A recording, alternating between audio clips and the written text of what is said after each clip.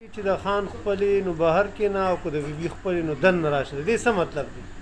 اعوذ بالله من الشیطان الرجیم بسم الله الرحمن الرحیم. دا ډېر ښکلې خبره ده. تاسو ډېر مزیدار سوال وکړو چې د خان خپلې نو بهر کې نه چې د بیبي خپلې نو دن نه راشي.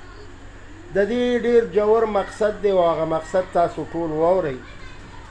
کله چې انسان زنانه کونډه شي نو هغه کونډه زنانه دپاره رور تلی شي، وراره تلی شي، خوری تلی شي، لیکن ورېرونه د خان خپل دي نو هغه به نه ځي. وروڼه چې دي هغې به نه ځي. د دې وجې نه د خان خپل چې دی نه به بار کیني او د بیبي خپل چې دی نه به دن نه ځي. عدت خبره ده که د عدت خبره ده. نو دا ډېر ښکلې خبره تاسو وکړه او ستاسو په علم کې دا یو اضافه هم راله. باقي دوباره خبر وکړئ چې کله زنانه خاوند وفات شي او د زنانه چې کله خاوند وفات شي نو دا کونډه شي. دا کونډه چې دا نو دا به 10 ورځې او 4 میاشتې عدت تېروي.